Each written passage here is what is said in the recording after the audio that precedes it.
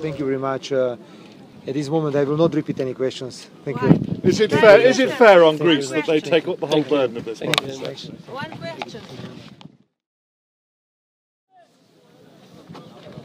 Ja som človek, ktorý ako premiér videl všelijaké hrôzy.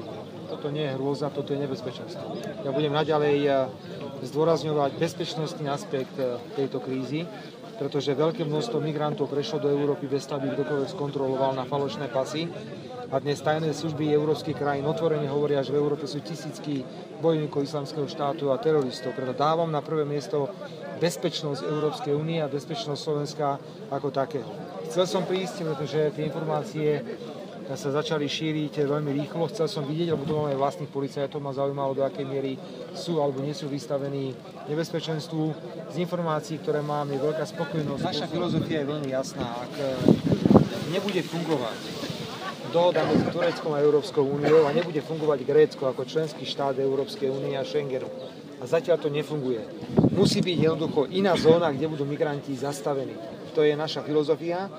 A preto, tak ako ponúkame pomoc a hovoríme, že chceme poslať policajtov do Frontexu, chceme poslať policajtov, ak je to potrebné, do Grécka, ak to nefunguje, chceme pomôcť tým krajinám, kde môžu títo migranti byť zastavení. Pozrite sa na druhú stranu, 20-30 tisíc ľudí. Po chvíľku tam možno bude 100 000 ľudí.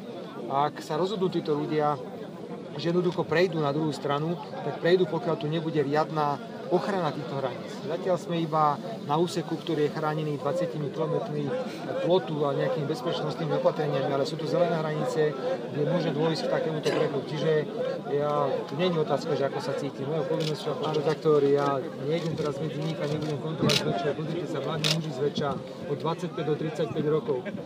Určite sú tam aj nejaké rodiny s deťmi, ale to nie je moja úloha. Moja úloha je, že do Európy mali ľudia vstupovať na základe určitých pravidiel.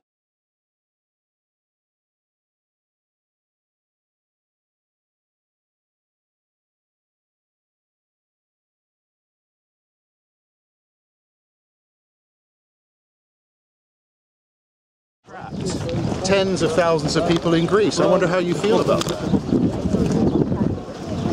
Your people could lose their lives. People will die.